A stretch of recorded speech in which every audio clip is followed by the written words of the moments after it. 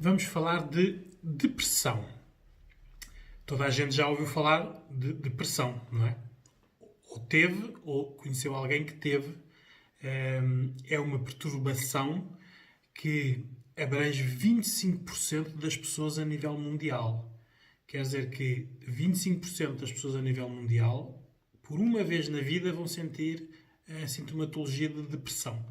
É uma doença, claro, que é muito abrangente, não escolhe nenhuma idade, apesar de ser mais prevalente na idade adulta, mas já existe crianças e adolescentes com sintomatologia depressiva. É uma doença que está generalizado o seu tratamento através de farmacologia, de medicamentos. É uma das doenças mais rentáveis para a indústria farmacêutica. E é uma perturbação que nos afeta pessoalmente, socialmente, relacionalmente. Por isso é uma perturbação bastante abrangente, não é? Hoje vamos desconstruir aqui o que é depressão. Quais são os riscos, não é? O que podemos fazer, não é? E o que não devemos fazer. A depressão pode ser genética, pode ser biológica, pode ser ambiental ou psicológica, não é? Tem aqui diversos fatores que podem contribuir para.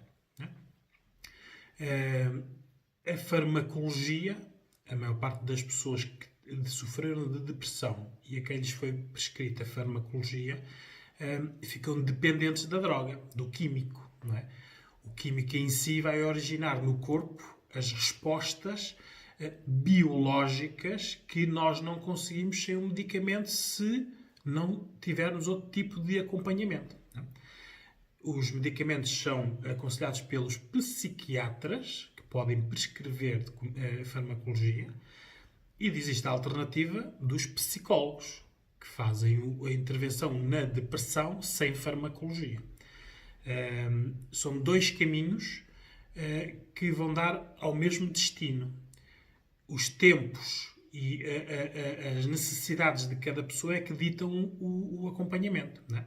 Geralmente a pessoa vai para a farmacologia porque não pode ficar impedida de funcionar. Na prática, uma pessoa quando tem depressão deixa de poder, por exemplo, exercer a sua profissão. Ora, a farmacologia, através do químico, permite a inibição de certos contextos dentro de nós e agita, neste caso, energiza outros. Por isso, há milhões de pessoas a trabalhar em todo o mundo dependentes de drogas para não estarem depressivos em casa, não é? Por isso também é uma doença que a nível laboral causa muito absentismo, muitas faltas. São pessoas que depois, não gerindo bem, mesmo a medicação, acabam por ser pessoas que não se integram muito bem em equipes. Por isso é uma doença que causa muitos transtornos. Daí as pessoas recorrerem muitas vezes ao medicamento, porque é mágico, não é? A pessoa toma um medicamento, não resolve a causa, nem encontra a causa, mas trata a consequência, que é o estado em que a pessoa está, não é? A psicologia faz a intervenção indo à causa. Por isso, se nós formos à causa da depressão, conseguimos fazer a mudança de maneira a pessoa hoje não ser afetada pelo que lhe aconteceu ontem. Porque a depressão é isso, não é? A depressão é algo que vem do passado e que nos invade hoje. Eu costumo dizer que a depressão é um inimigo que nos invade, o nosso corpo, não é? Entra dentro de nós e vai ocupando cada vez mais espaço e nós, o nosso eu, cada vez fica mais pequenino e com menos defesas, não é? Isto é como aquelas familiares que vêm passar uns dias e que ficam uns meses em nossa casa, não é? Nós não sabemos como os meter na rua porque gostamos deles, temos medo de os magoar e então vamos permitindo, admitindo e eles cá ficam, não é? A depressão tem esse lado, não é? É que se a pessoa não pedir ajuda, a pessoa vai cada vez mais ter menos ferramentas para combater, não é? Por isso, um dos fatores de risco é o isolamento, que é o que nós estamos a viver neste momento. Aqui, a diferença, para terminar, entre a psiquiatria e a psicologia é que a psiquiatria trabalha na consequência, é mais rápido porque o químico está a substituir algo que deveria ser feito na origem, na causa, e a psicologia trata na origem, na causa, mas demora mais tempo.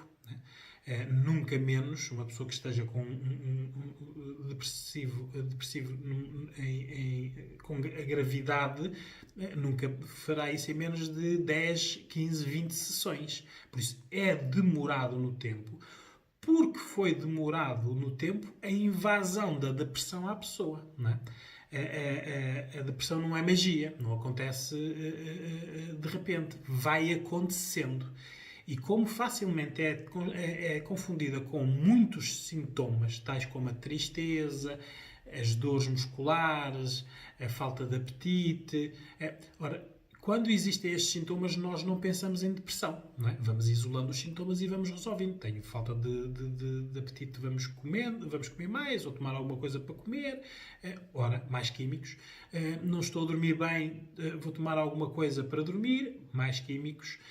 Por isso, na prática, nós vamos gerindo estes sintomas isolados e não os juntamos todos para ver que é uma depressão, que pode ser ligeira, não é? E passar, pode ser moderada, deixa-nos funcionais, mas afetados, ou grave, não é? Que deixa-nos completamente ou dependente de farmacologia, não é? Ou de tratamento especializado, porque tem que haver intervenção.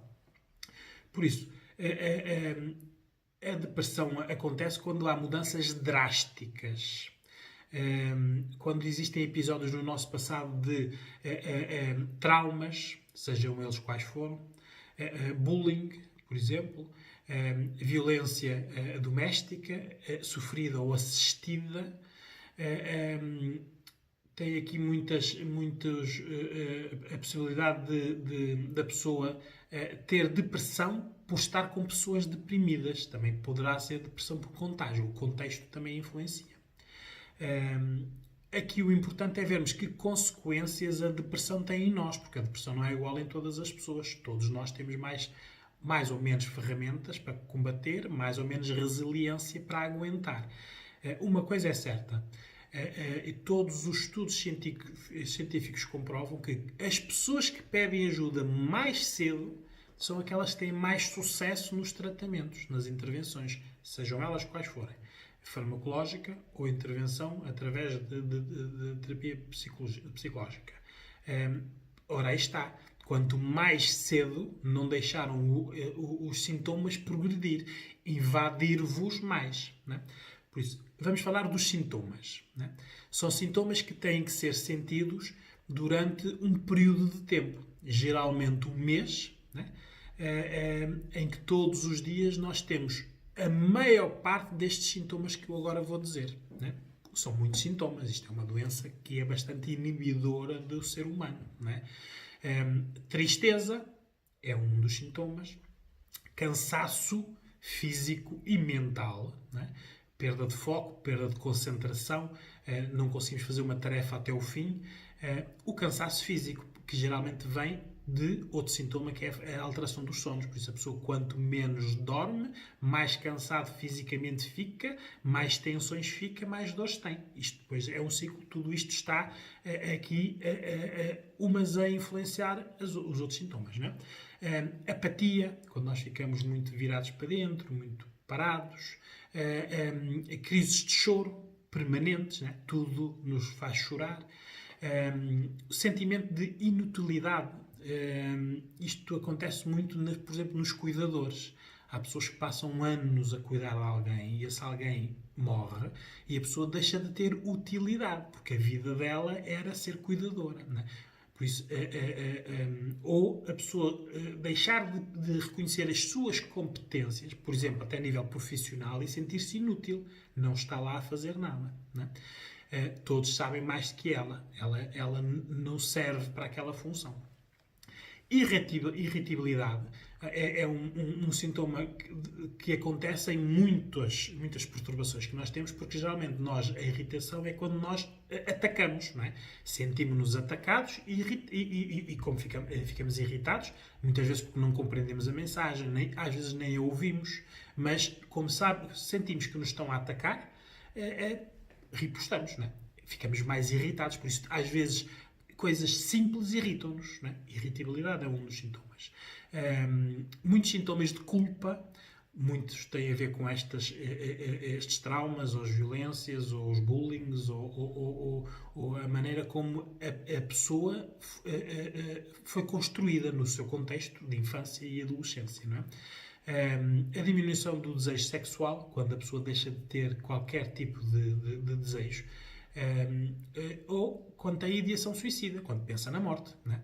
Pensa em pensamentos e depois programa e executa, não é? Tudo isto junto é muito perigoso, não é? Aqui o que nós temos que ver é que não é um destes sintomas isolado que faz uma depressão, mas basta ter um destes sintomas para nós vermos que não estamos a funcionar bem. Já só isso nos leva a pedir ajuda, não é? O que é importante é isto acontecer no tempo, não é? Se isto acontecer durante uma semana, 15 dias, muito bem, pode ser resultado de algo passageiro. Um mês, 2 meses, 3 meses, nós já sentimos que não funcionamos bem e que alguma coisa está errada. 4 meses, 5 meses, 6 meses, 1 ano, é natural que nós não estamos bem. Aliás, mesmo no nosso dia-a-dia, com as outras pessoas e no nosso trabalho, nós temos perda de tudo. Perdemos pessoas, perdemos trabalhos, aí afeta a nossa autoestima, a nossa função, a noção de confiança e de segurança no que sabemos fazer, e tudo isto nos vai sendo retirado e invadido por a depressão. É importante aqui nós também vermos que existimos nós e os outros, não é? Muitas vezes nós estamos com depressão e nós não entendemos muito bem o que é uma depressão, mas exigimos aos outros que saibam o que é uma depressão. Ora, quem nunca sentiu os sintomas de depressão, então aí é que não compreende mesmo. Pega num livro, não é? Num dicionário, para ver qual é a definição de depressão, num DSM, se tiver acesso a um, e está lá a descrição da doença, das consequências, dos sintomas, do tempo, dos tratamentos, algo mais técnico, porque aí é preciso ajuda, mas é preciso nós vermos que o outro não percebe o que nós estamos a passar, porque às vezes nem nós percebemos o que se está a passar. Não é? Por isso, tem que haver aqui muito um diálogo para que não aconteça. Às vezes nós perdemos uma pessoa, porque aí entra a tal irritabilidade, a falta de paciência, o desejo de diminuição sexual, e isso numa relação vai degradando com o tempo. Não é? E se a pessoa não pedir ajuda, do outro lado, a outra pessoa na relação pode dizer: ok, se tu não pedes ajuda, o que é que eu estou aqui a fazer? Não é? Por isso é muito importante. Ora, aí está, aquelas pessoas que pedem ajuda logo nos inícios da perturbação têm mais sucesso de não deixar estas situações evoluírem, não é? Porque aqui o que nós precisamos é de ter atenção, porque a depressão, nós terminamos com as rotinas, deixamos de ter objetivos, ficamos desmotivados. Por isso, quando as pessoas perguntam o que é que eu tenho que fazer para vencer a depressão, ora, é fazer aquilo que deixaram de fazer, né? Primeiro, pedir ajuda.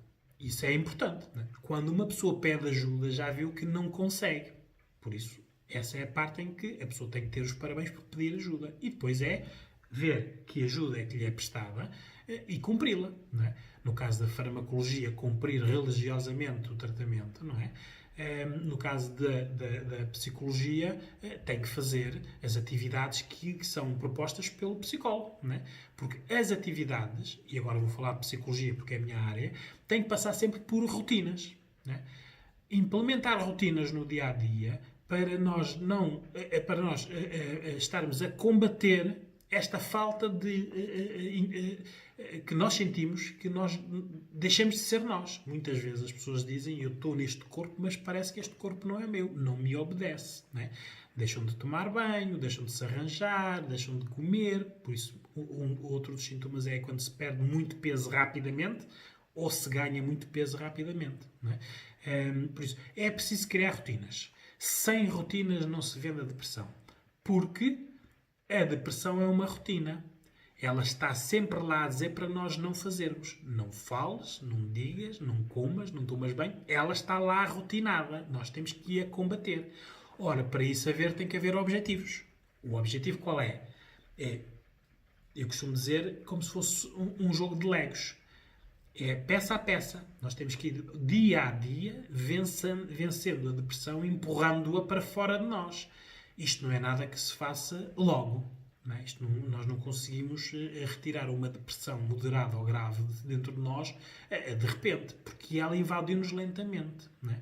Nós precisamos de ir aos poucos e poucos, com estas rotinas diárias, depois objetivos semanais. Quando os objetivos semanais já estiverem consolidados, passarmos aos quinzenais, aos mensais, termos um tipo de um diário onde escrevemos lá o que sentimos.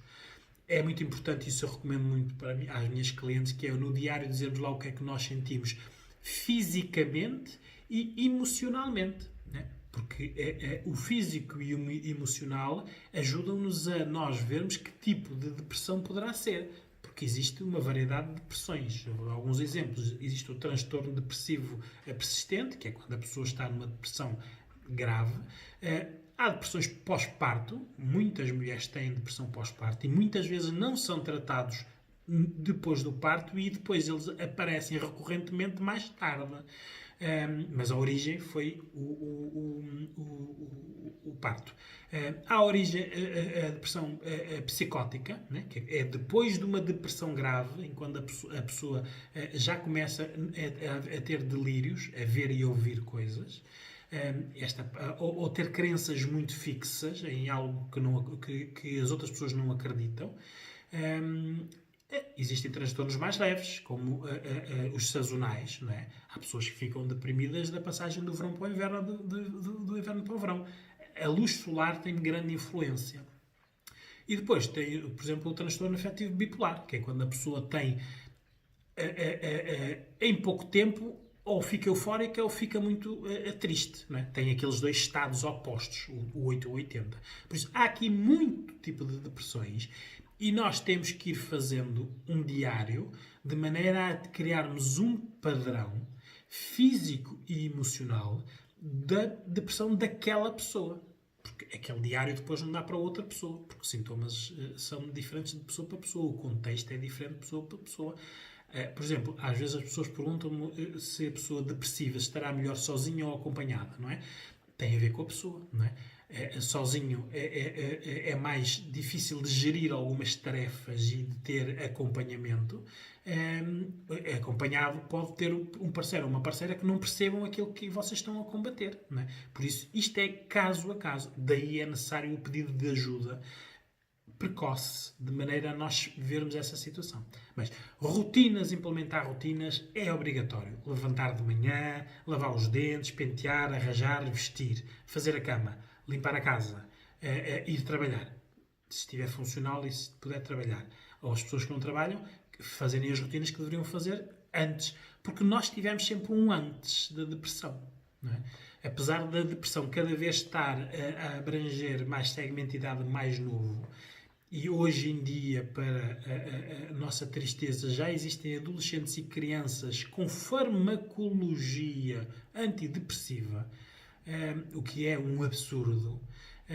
Mas, pronto, estamos neste mundo, não é? E às vezes estas são as soluções mais rápidas, não é? O químico nunca será uma solução, porque o químico está a esconder os sintomas. Como é que nós vamos fazer um diário do que sentimos fisicamente e emocionalmente se nós estamos toldados com um químico? Não é? Agora, claro, a farmacologia tem a parte mágica, é rápida. Não é? Agora, eu costumo fazer sempre este aviso quando falo em farmacologia. Quando estão a tomar químicos, nunca, mas nunca, deixem de tomar os químicos. Os químicos foram prescritos por um especialista. E é esse especialista que vos tem que vos dizer quando é que vocês estão em remissão, quando vocês já deixaram a depressão, que geralmente são cerca de 2 meses ou 3 meses sem nenhum sintoma, e aí ele prescreve o desmame, porque o desmame da medicação prolongada, muitas destas pessoas às vezes estão 10, 15, 20 anos com medicação. o corpo não funciona já sem. Não é? Por isso, este desmame tem que ser programado e obedecido ao prescritor. Não é? Isto é muito importante vocês reterem. Depois existe a parte da psicologia de que a intervenção, como é na origem, na causa, nós conseguimos mudar até a maneira como nós pensamos. Porque, por exemplo, numa depressão pós-parto, pode ter passado aqui muito pelo medos, ansiedades, a insegurança de não saber ser mãe, não é? Porque tem ali um ser indefeso que agora é a responsabilidade delas. Por isso, isto é uma mudança muito drástica. Geralmente acontece em gravidezes que não são acompanhadas na gravidez. Porque o acompanhamento na gravidez hoje em dia, por parteiras ou enfermeiros ou psicólogos, já prevê o pós-parto a nível emocional. Contando nós que poderá haver esta depressão. Por isso, indo às causas, nós conseguimos mudar as consequências. Claro que isto demora tempo. O tempo aqui é sempre o fator que na psicologia impede as pessoas de fazerem as intervenções, porque é mais fácil tomar caixas de comprimidos e está a funcionar todos os dias, não é? Mas não estão a tratar a depressão, estão a escondê-la. Não é? Aqui é necessário haver motivação. A motivação poderá não vir de dentro da pessoa, porque a pessoa está com poucas ferramentas para se defender, terá que vir de fora, da ajuda especializada. A única coisa que é interessante reter é peçam ajuda, porque neste momento nós estamos em isolamento, é um fator de risco. E o isolamento está-nos a retirar as nossas capacidades, não é? As nossas rotinas, os nossos padrões, aquilo que nós gostamos de fazer. Está-nos a dar o medo do desemprego, o medo de sermos contagiados, o medo de podermos morrer. Está aqui muita situação, uma mudança drástica que poderá estar a originar sintomatologia depressiva. Aqui o meu e-mail no Facebook está sempre disponível para vocês, por escrito, enviarem o vosso caso concreto. Eu responderei a todos eles e, nos casos mais graves, se vocês não estiverem a ser acompanhados, fazemos videoconsulta. É necessário vocês verem que existe ajuda para esta perturbação, que não é uma constipação, não é? Que nós tomamos um comprimido e ele passa passado uma semana. Não. É algo que nós temos que ter motivação para expulsar de nós. Aqui, muitas vezes, em psicologia, o que nós fazemos é isso mesmo. É nós... esta depressão que está dentro de nós tem que ser materializada. A pessoa tem que sentir que tem dentro de si alguém que quer tirar lá de dentro. Por isso, é importante nós irmos, com o tempo, todas as situações em que nós deixamos de fazer, temos que culpar esta doença. E a doença, depois de ter muitas culpas, nós começamos a criar algum tipo de aversão, raiva à doença e expulsamos-la. Para isto é preciso esta tal motivação. As rotinas, os diários, a compreensão através do diário do que é que nos passamos todos os dias, de maneira a nós detectarmos a doença, compreendemos-la e expulsar. Né? É importante o pedido de ajuda para isso mesmo, porque a intervenção especializada permite ver de fora vocês, porque vocês têm algo dentro de vós, mas que vocês não conseguem ver, só conseguem sentir. Né? Por isso, se precisarem de ajuda, peçam. Né? Nas redes sociais, o que não faltam agora são psicólogos e médicos que estão disponíveis para ajudar. Peçam ajuda. Não fiquem sozinhos com a depressão, porque isso é fazer-lhe a vontade.